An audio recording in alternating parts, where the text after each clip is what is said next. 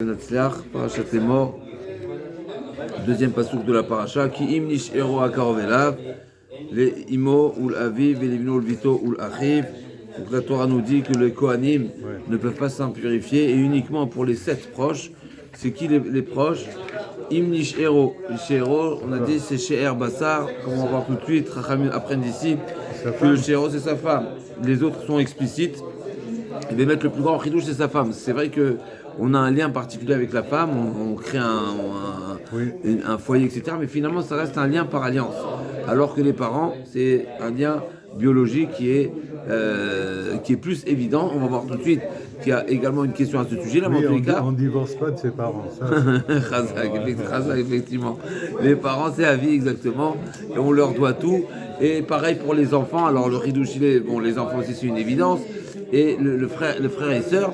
Et malgré tout, on verra que pour la sœur, dans le page suivant, la choto abetula sherlo aitalish la itama, c'est uniquement pour sa sœur, mais qui n'a pas été mariée. Donc on voit que la sœur, même si effectivement ils proviennent des mêmes parents, du même père plus exactement, parce qu'on sait que la fraternité c'est par le père, mais dès le moment où la sœur, elle se marie, eh ben elle s'écarte de la famille. Mais elle s'écarte un petit peu. Pas, si elle a un rapport, c'est tout, c'est terminé. Non, alors on va revenir avec ce chazak, on va voir. Là, on va voir tout de suite.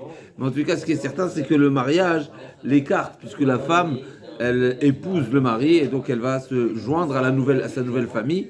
Et on va voir des pressions à ce sujet-là. Maintenant, on va revenir déjà sur les héros à Karovelav. On va apprendre ici, chacun des mots vient nous enseigner quelque chose. Qui im héros. Donc déjà, ce qui est intéressant, c'est qu'on l'a mis en première position.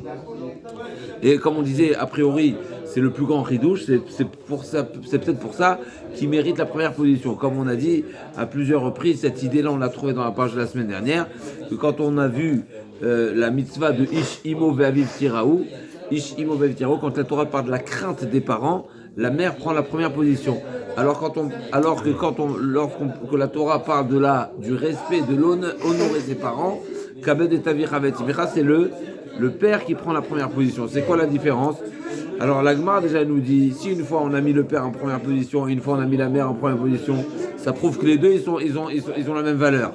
Ok, mais il reste à comprendre quand même pourquoi la Torah elle a choisi pour l'honneur, elle a choisi le père en premier, et pour la crainte elle a choisi la mère en premier. La Gemara nous dit, parce que naturellement un homme honore sa mère sans qu'on lui demande, c'est déjà une évidence. Pourquoi? Parce qu'il y a une proximité avec sa mère. La mère elle gâte, elle est bienveillante, elle a bienveillance, etc. Donc naturellement, l'humain, que ce soit l'homme ou la femme, ça ne change pas, a ce retour. Donc c'est pour ça que la Torah dit, j'ai pas besoin de te dire d'honorer ta mère, ça tu le fais. Donc kabed et avicha. Donc n'oublie pas ton père. Ton père, c'est pas pour autant qu'il doit passer, qu'il faut l'oublier. Et à l'inverse, quand il s'agit de la crainte, c'est marqué, il faut craindre la mère et le père. Et pourquoi tu as mis la mère en premier? Mais justement, parce que le père, c'est une évidence. C'est normal qu'on craint le père. Le père, c'est l'autorité. Le père, c'est l'enseignement. Le père, c'est... Donc, naturellement, donc on met la mère en premier, justement, c'est le chidouche. C'est celui qui est censé être mis... on rappelle l'importance et la valeur. Donc, on a vu dans cette Gemara-là, cette règle, que celui qui vient en premier, c'est celui le chidouche. Ça ne veut pas dire que c'est tout le temps comme ça, mais en tous les cas, ici également, on pourrait dire que la femme, elle mérite la première position, pas forcément parce que c'est le plus évident, mais au contraire, c'est le plus ridouche, comme nous avons dit, parce que la femme, c'est seulement un lien par alliance. Et la femme, comme tu as dit, on peut se divorcer. Donc c'est un lien, on va dire, qui est lié au mariage. C'est un lien par alliance qui est réversible. Donc c'est un grand ridouche de dire que le mari... Alors, d'un côté c'est un ridouche, d'un côté ça fait partie des devoirs du mariage. Et c'est peut-être ce qui explique, parce qu'on sait très bien qu'un des devoirs d'un mari, c'est de s'occuper de sa femme, de s'occuper des besoins de sa femme, autant du vivant, il faut s'occuper de ce qu'elle a besoin, autant quand elle décède, ça fait partie du devoir du mari de se préoccuper de la sépulture de sa femme. Et donc c'est ce qui est marqué ici dans la Torah, l'ishero akarove. Et là, donc il ne s'appellera pas pour sa femme. On va voir, Rachid nous dit... Comment on traduit She'ero? She'ero, c'est She'er Bassar. She'er Bassar, la Gemara dit. Alors c'est une partie de chair, c'est la chair. Comme en français, Chazak. Oui. Ah oui. T'as pas besoin de traduire. כן.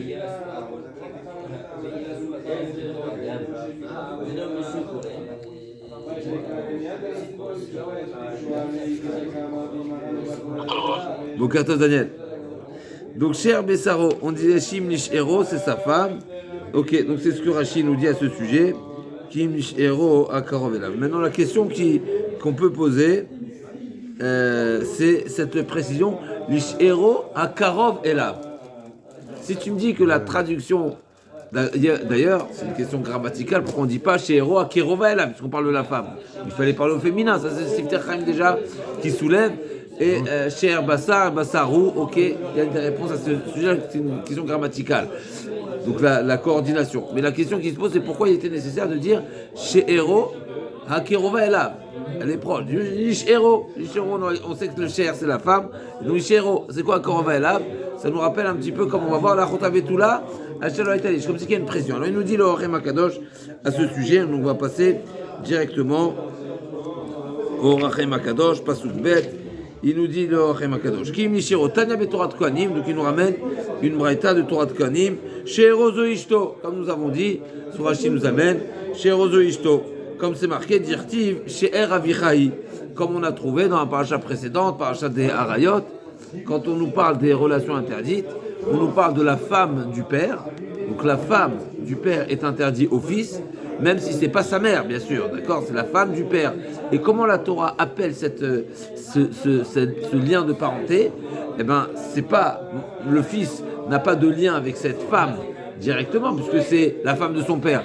Mais la Torah dit, c'est She'er Avicha, c'est la chair de ton père. Donc en réalité, c'est la chair de sa chair. La chair de son père. Ouais. La chair de son père. C'est indirect, quoi. Le père, d'accord, mais le père, on sait que c'est interdit. Ouais. Et on sait que Ishto Kegoufo. Ouais. Donc la femme prend le même statut, le même lien de parenté que le père. Et donc on a trouvé ce terme de She'er qui s'adapte, qui est appliqué sur la femme. Donc She'er Bassa, She'er Avicha, Karov, donc ok, donc She'er, alors c'est quoi Akarov, Kim Nishero Akarov Elav. C'est quoi Akarov? Akarov Elav, qu'est-ce que vient me dire le pasuk Akarov Elav? Les Maet Mechula, Akarov Mechila, les Maet Aroussa. Aroussa, c'est la fiancée. Maintenant, je rappelle toujours. Elle n'est pas chez Héros encore. Pardon? Elle n'est pas chez Héros. Alors, Khazak, il faut bien rappeler que le Aroussa de la Torah, c'est pas le Aroussa, c'est pas les fiançailles que nous connaissons aujourd'hui, c'est qu'elle est déjà mariée dans le sens où elle a déjà reçu la bague. Seulement, ils ne vivent pas ensemble. C'était comme ça l'habitude à l'époque, ça se passait en 2 temps. Donc il y avait la demande de la main, mais c'est pas la demande, c'était le mariage. Et ensuite, il y avait 1 an pour se préparer. Et ensuite, ils se retrouvaient, ils vivaient ensemble, ils faisaient la choupa, c'est ce qu'on appelle les nisouin. Donc le mariage se passait en 2 temps. Le premier temps, et effectivement, c'est pas de la chair. Il n'y a pas un lien de chair puisqu'ils ne vivent pas ensemble. Donc c'est un lien uniquement de possession. C'est une acquisition, c'est ce qu'on appelle dans la Torah Miknat Kesef, Kinyan Kesef. C'est un Kinyan Kesef, c'est-à-dire qu'il y a déjà eu la transaction, le don de la bague, et donc elle devient sa femme. Mais c'est pas chez Bassaro. Donc là, Aroussa, le Kohen, le Halénou qui a perdu sa fiancée, il ne s'impurifiera pas pour elle. Pourquoi? Parce que c'est sa femme, mais qui n'appelle pas Cher Bessaro. On sait également par ailleurs que les droits que le mari a, eh ben, il n'a pas ni l'obligation ni les droits. C'est-à-dire qu'il n'y a pas d'obligation de la nourrir, puisqu'elle normalement elle est encore chez ses parents. Et il n'a non plus pas donc les bénéfices, les intérêts. Il n'hérite pas non plus. Il n'hérite pas non plus, Chazak ou Baruch. Normalement, alors, de Horaïta des Rabbins, c'est un sujet, mais en tous les cas, ça montre que cette situation-là de fiancée ne définit pas encore le mariage comme étant total. Et donc, ça c'est à Karov. Elav, lui est proche à lui, Elav, les Maët à Gerusha, donc celle avec qui il était marié, mais aujourd'hui elle est divorcée. Puis pourquoi? Parce que elle est pas Krova Elav maintenant, elle était Krova un jour. Avant, ils étaient mariés, ils ont eu des enfants ensemble, même si on veut. Mais finalement,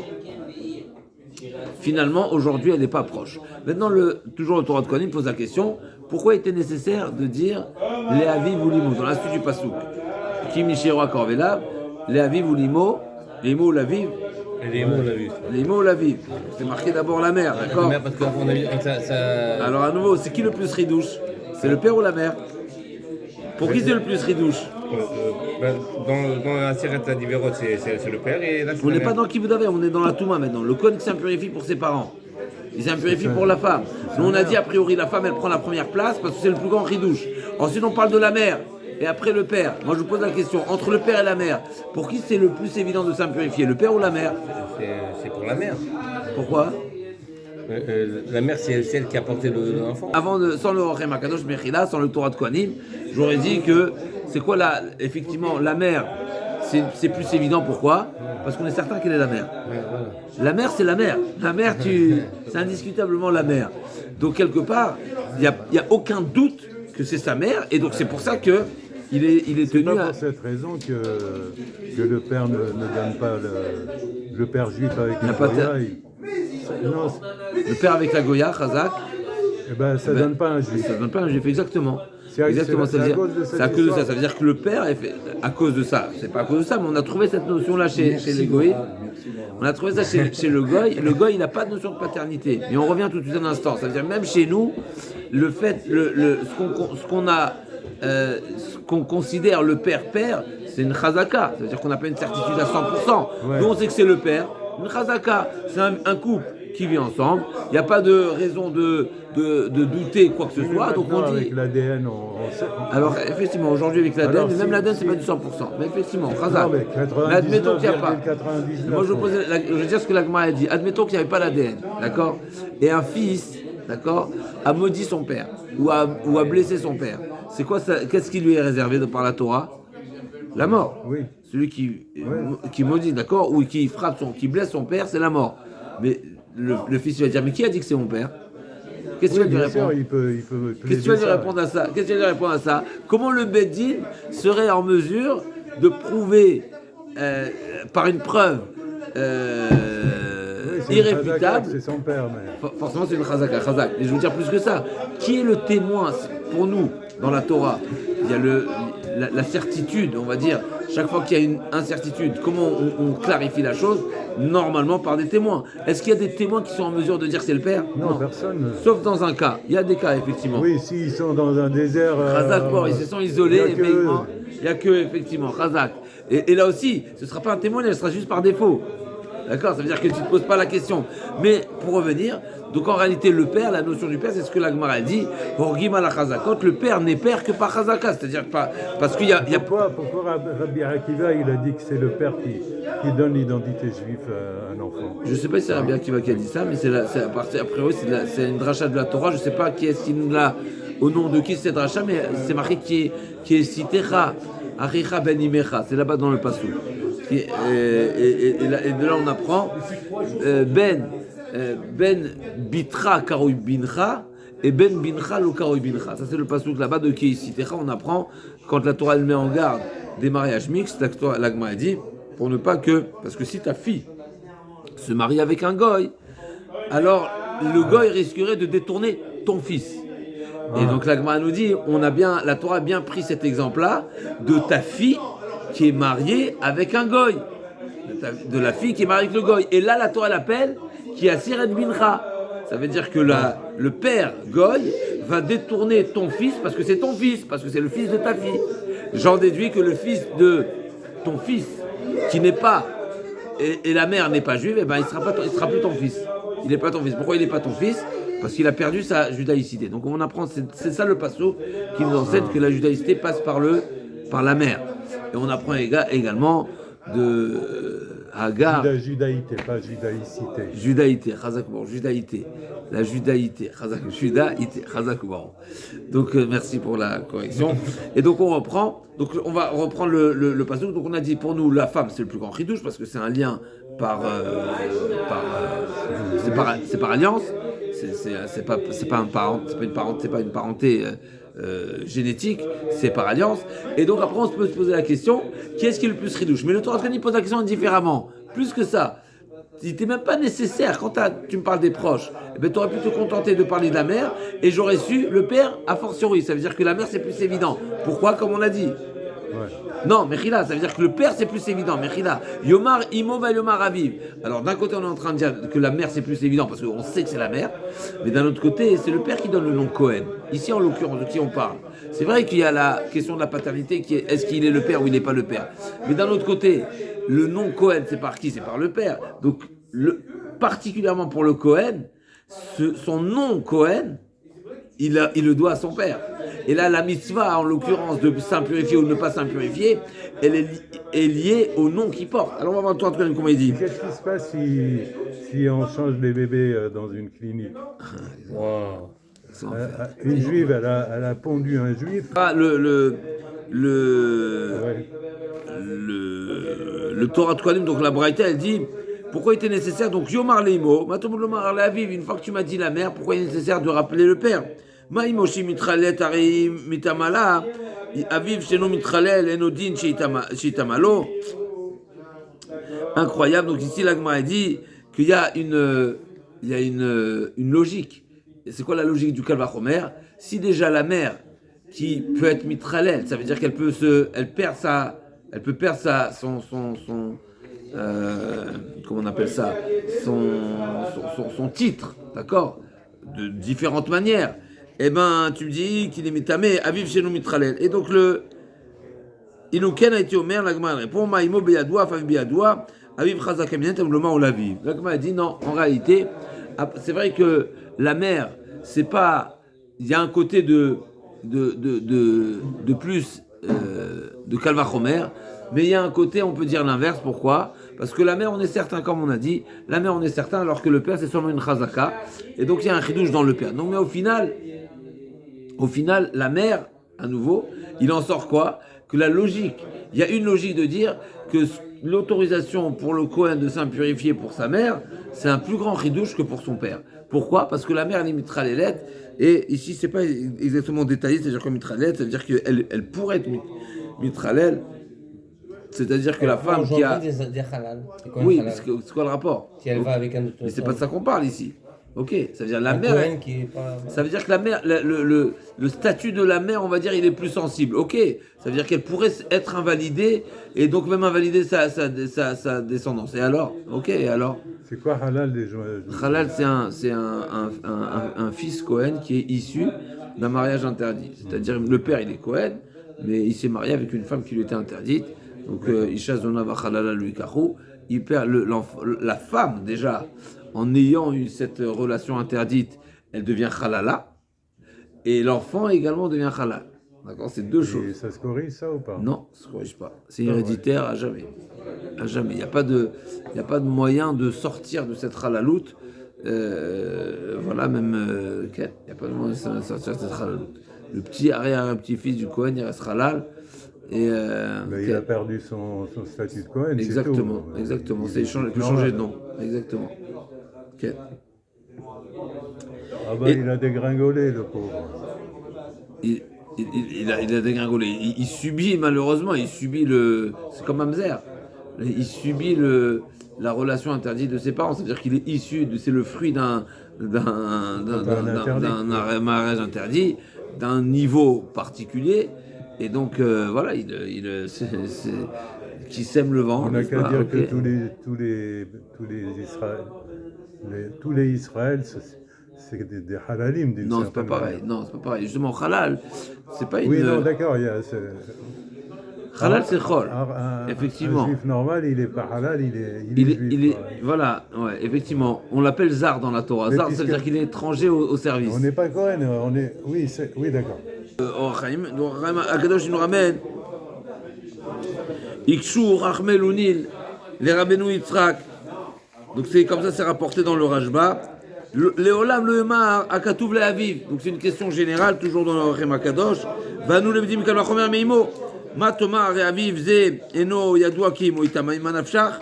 Im Zavim Itame Vimeno Aviv. Im Kene Umamzer Veno Kiuna Adkan. Le Rachmel Unil pose une question. Manafshach, Anilom Evin. Ici, qu'est-ce qu'on est en train de dire, nous? On est en train de dire que le père, n'est-ce pas, le père, nous on ne sait pas. Toi, tu te poses la question. Tu dis comment le Cohen pourrait, si ce n'est pas marqué que le Cohen peut s'impurifier pour son père, qu'est-ce qu'on aurait dit? Il peut ou il peut pas? Mais le Arménien dit, mais c'est évident qu'il peut. Pourquoi? Parce que c'est quoi ta question, toi? Toi, ta question, c'est est-ce que ce père en question, c'est son père? Eh bien, si c'est pas son père, alors c'est qui son père? T'as le choix. Ou bien sa mère, elle avait le statut de mariée, n'est-ce pas? Donc, ou bien son père, c'est une autre personne, et donc il est mamzer. Ou bien Bichlal, il n'est pas Cohen, il est Israël, et donc un Israël peut s'impurifier. Donc, c'est quoi l'idée? C'est quoi ta question en réalité? Pourquoi la Torah, elle a eu besoin de nous préciser qu'un Cohen peut s'impurifier pour son père? Parce que, et qu'est-ce que tu aurais voulu prétendre? Il était nécessaire à la Torah de nous préciser cette autorisation de s'impurifier pour son père, parce que si ce n'était marqué, j'aurais dit non, mais son père, c'est pas sûr que c'est son père, donc il ne peut pas s'impurifier. Mais je comprends pas. Si c'est pas son père, donc il n'est pas Cohen. Donc s'il n'est pas Cohen, il peut s'impurifier. Ça veut dire que c'est ce qu'on disait tout à l'heure. Qu'est-ce qui te fait, par le mérite de qui le fils porte ce nom de Cohen? Mais par son père. Donc, ou bien tu dis qu'il est Cohen par son père, et donc c'est son père, ou bien tu as des doutes sur son père, et donc lui-même il n'est pas Cohen, et donc tu ne veux pas lui interdire. Donc, mettre ses pédés. Maintenant, on peut se poser la question, on sait très bien que des fois, dans un cas d'incertitude, on va la khumra. Donc, on va la khumra, c'est son père, mais on va la khumra, peut-être c'est pas son père. On aurait pu penser comme ça aussi. N'est-ce pas quand... Mais à nouveau, comme on a dit tout à l'heure, Orgim ala Chazakot, donc cette question-là, mais c'est une question qui est forte. Et sur ça, le Orachem Akadosh dit, Ubeena enakushia. Donc lui, il considère, le Orachem Akadosh veut nous proposer une réponse, mais pas seulement une réponse, mais vraiment en refutant la question. Pourquoi? Il nous dit, Ki akatuv ba lishne dvarim. Ici, le pasuk vient nous enseigner deux choses. Premièrement, les atir ou les atzrich. Les atir tuma bakrovim, agam sheasar b'rechokim. Comme on a vu hier, et comme on a vu dans la Gemara de Nazir, on y arrive dans ce sujet-là, où la Torah nous dit, le Kohen, c'est pas uniquement une autorisation de s'impurifier pour ses proches, c'est une obligation. D'accord? Il y a autorisation. Ça veut dire qu'en premier lieu, il était nécessaire à la Torah de nous dire que, une fois que je t'ai interdit, une fois que je t'ai enseigné l'interdiction pour le Kohen de s'impurifier pour toute personne, eh ben, je suis en train de te dire, les parents c'est exceptionnel, donc il n'y a pas cet interdit. Donc je t'ai dit, tout le monde c'est interdit, les parents c'est pas interdit, pas seulement c'est pas interdit, c'est un devoir. S'il veut pas, on l'impurifie contre son gré, n'est-ce pas? Même si ça va lui causer on va dire, une indisponibilité pour le service du Beth Amikdash, pour le Korban Pessah, etc., on l'impurifie. D'accord? C'est une mitzvah de s'impurifier. Le Kohen Gadol, il est Gadol toute l'année ou juste pendant le service? Toute l'année. Toute l'année. C'est un titre, bien sûr. C'est un titre, toute l'année. Seulement, c'est uniquement à Kippour que le service ne peut être réalisé seulement par le Kohen Gadol, alors que toute l'année, s'il veut, il fait, s'il veut, il veut pas, il fait pas. Mais en quoi il est Gadol en dehors de Kippour, par exemple? Alors à nouveau, c'est un titre. Maintenant, comment ça s'exprime? Comment ça s'exprime? Il a une tenue particulière, il a des droits particuliers, il a un korban particulier. Toute l'année, il est Kohen Gadol. Oui, bien sûr. C'est le Kohen Gadol. Il y a un Kohen Gadol. Un Je Kohen Gadol. croyais qu'on le nommait juste pour le service Kohen Gadol Mais le service... après il revient normal. Non, pas du tout. Il m'a la loyeret, jamais. Plus que ça, même celui qui a secondé le Kohen Gadol, le jour de Kippour, admettons que le jour de Kippour, le Kohen Gadol, il s'est impurifié. Mais on prévoyait un second, n'est-ce pas? Maintenant, ce second-là, n'est-ce pas, qui a réalisé, qui a mérité ce titre de Kohen Gadol à un moment donné, eh ben, il ne peut plus servir ni en tant que Kohen Gadol, ni en tant que Kohen Idiot. Tant qu'il y a le premier Kohen Gadol, donc une fois que le premier Kohen Gadol va retrouver son état de pureté, ben, il va récupérer sa place. Et le deuxième, eh ben, il va être destitué par défaut. Mais il ne peut non plus pas reprendre la place de Kohen Idiot. Pourquoi? Parce qu'une personne qui a connu les grands niveaux, il ne prend pas les... Une fois que j'étais président, n'est-ce pas, Chazé Shalom, on m'a dit, tu ne deviens pas un ministre. C'est un titre. C'est déjà arrivé. Alors, Chazak, effectivement, alors m'a dit, ça, chez nous, dans la Torah, il m'a la loyeret, de réattribuer un titre qui est moins Malim Bakodesh. Malim Bakodesh.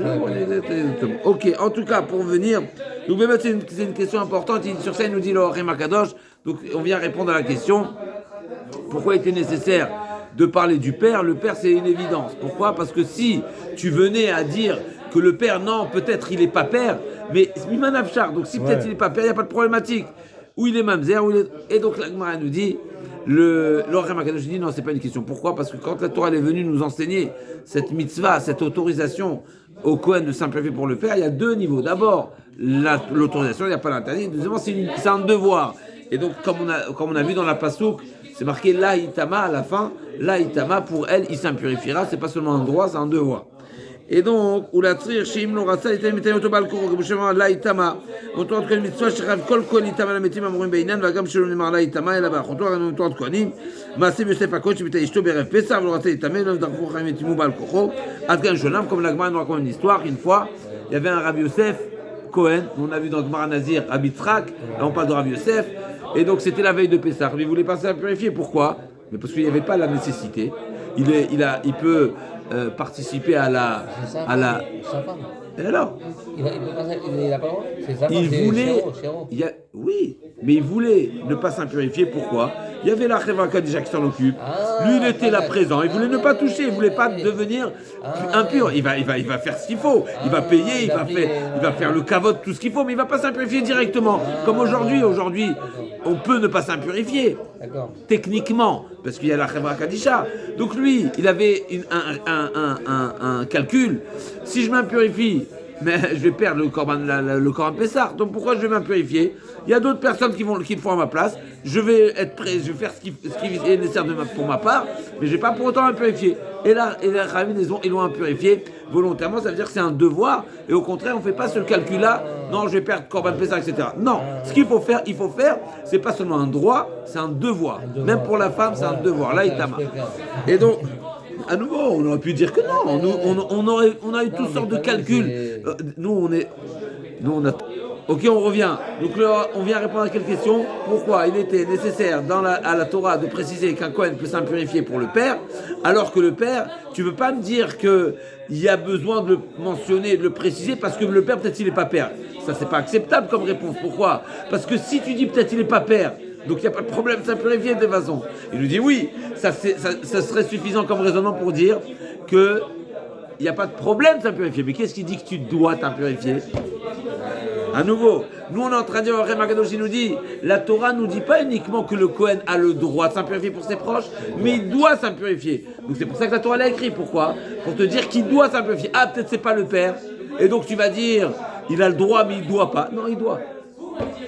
Et donc c'est un chidouche. Le laïtama, il est marqué à la fin de la paracha pour la sœur, mais on l'apprend pour l'ensemble des proches. C'est-à-dire que pour l'ensemble des proches, le Kohen doit s'impurifier. Mais d'où on le tire? Laïtama, effectivement, laïtama. Laïtama, c'est marqué dans la sœur. Mais on l'apprend pour tout. Oui, on l'a Voilà, pour tous les proches. Ouais. Et donc il nous dit Ukfize, Imaïtidan, il dit l'Orem Akadosh, d'après cet enseignement où il n'y a pas uniquement une autorisation à s'impurifier, mais c'est un devoir. Imaïti dan tumatavi mimanafshar el makom yachol italmelo ki yomar miyomar shu aviv uma gam im yamut aviv erev pesach nevatel mitzvot pesach rishon bemoado mechamat safek. Toi tu as dit il y a pesach sheni, oui, mais pesach rishon c'est pas pesach sheni, c'est pas la même chose, c'est bemoado, il y a quelque chose de particulier le premier pesach. Veloim bael mandamar safek doraita mutar midoraita pshat shu itam mitron mitzvot pesach bemoado. Et là, film le mandamar safek doraita asur midoraita falpiken el mitron mitzvot vadaim mitzvot safek. Il y a un chidouche extraordinaire, il dit le Rambam. Ah, tu vas me dire safek deoraita midoraita. Il y a une question, n'est-ce pas? Nous on connaît cette règle. Safek deoraita la khumra. Safek de rabanan la kula. Mais non, cette règle là qui nous dit que safek deoraita la khumra, c'est midoraita ou de rabanan? Est-ce que c'est le bon Dieu qui te dit, dans un cas de safek, tu fais quand même, ou c'est midé rabanan? C'est rabanan, je crois. C'est un sujet discuté. La Gemara elle est dans Kiddushin. A priori, on peut ramener des preuves. Il y a différentes situations dans la Torah. En tout cas, on voit que misafek, tu amènes pas. Celui qui est safek, c'est les chav korban. C'est ça une des preuves des Rishonim, si je ne me trompe pas. On voit bien qu'il y a un korban qui s'appelle Korban Hacham Taloui. Hacham Taloui, c'est quoi Hacham Taloui? C'est la personne ne sait pas s'il a fauté, il ne sait pas s'il a consommé du pas kasher ou du kasher. Et donc la Torah, elle lui impose à offrir un korban particulier qui s'appelle Hacham Taloui. Taloui, c'est quoi? Pendu, pas pendu, suspendu. D'accord, suspendu. C'est que tant que tu as l'incertitude, eh ben, tu offres ce korban parce que tu es dans un état incertain. Et le jour où tu apprends que tu as fauté, ben, tu devras offrir le korban khatat. Mais on voit clairement que la Torah, elle t'impose un korban dans l'incertitude. Mais d'un autre côté, ce korban-là, c'est pas le korban khatat classique. Donc certains, si je ne me trompe pas, c'est le Rajba qui veut prouver de là-bas, est-ce que ça fait que d'Oraita la Khumra avec d'Oraita ou pas. En tout cas, pour revenir, il nous dit le Rambam, le Orachaim Akadosh, même si tu vas me dire que ça fait que d'Oraita, quand tu as une incertitude, donc comme ici en l'occurrence pour le père, donc on ne sait pas si c'est le père ou pas, même si tu vas me dire, ça fait que d'Oraita, Moutar, Midoraita, et la fille, le mandamar safek d'oraita, assour mi d'oraita, quand tu as un safek d'oraita, donc s'impose, tu dois accomplir le devoir, mina Torah. Donc il y a un mandamar qui dit safek d'oraita, la khumra mi d'oraita. D'accord? On est bon? On reprend la règle. Safek d'oraita, donc si tu as un safek, tu as un doute sur un devoir d'oraita, par exemple, celui qui a le doute s'il a fait Kirat Shema, qu'est-ce qu'il fait? Il refait un schéma. Il refait. Si, dis-moi toi, si tu as le doute si tu as fait Birkat Amazon, qu'est-ce que tu fais? Refait encore. Tu refais. Si tu as le doute si tu as fait Boré Periaetz ou Boré Periadama. L'amida, on refait pas l'amida. Khazak. Pourquoi? Rabbanan. Toutes les brachot, c'est des Rabbanan, à l'exception de Birkat Amazon. Birkat Amazon. Et d'après certains, Birkat Torah. D'accord? Birkat Torah, Birkat Amazon. Tous les autres brachot, les 100 brachot que tu fais de la journée, des Rabbanan. Donc dans un doute, dans un cas de doute, tu t'abstiens. Et c'est pas grave. Tu sais pas si tu as fait la bracha sur les tefilines ou pas, tu étais un petit peu encore dans le coussin, c'est pas grave, au pire tu as mis les tefilines sur la bracha. La mitzvah c'est de mettre les tefilines, c'est pas la bracha. Mais certains disent à nouveau, ça fait que de Horaïta à la Khumra, c'est mis des Rabbanan, c'est Rabbanan qui te disent refais, et quand c'est un safek des Rabbanan, les Rabbanan disent ne le refais pas. Mais certains disent non, quand c'est un safek de Horaïta, c'est la Torah qui te dit de faire. C'est quoi la logique? En réalité, il y a une logique simple. Pourquoi? Parce que la Torah t'a dit, fais Birkat Amazon. Est-ce que tu peux dire, je me suis acquitté de Birkat Amazon? Ben non, tu ne sais pas. Donc tu ne peux pas cocher vie. Donc tu le fais. Donc normalement, une personne qui a un devoir, mais tant qu'il n'est pas capable de dire j'ai fait ce que tu m'as demandé de faire, ben tu dois le faire. Il y a une certaine logique.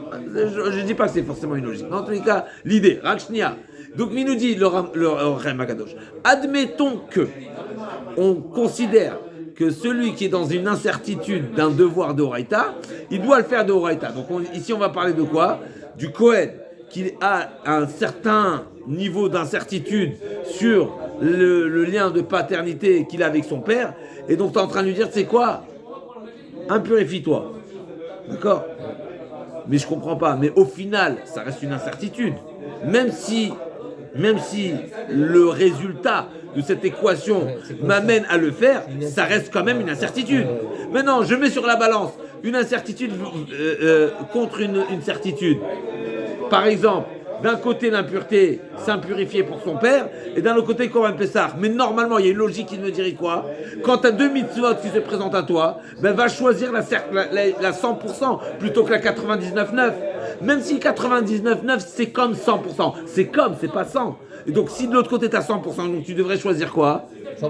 Le 100%, donc tu devrais choisir quoi ici en l'occurrence? Le Korban Pessah, de ne pas t'impurifier. Pourquoi? Parce que tu vas t'abstenir d'un devoir de la Torah qui est de s'impurifier pour le Père, pour en gagner une autre qui est certaine.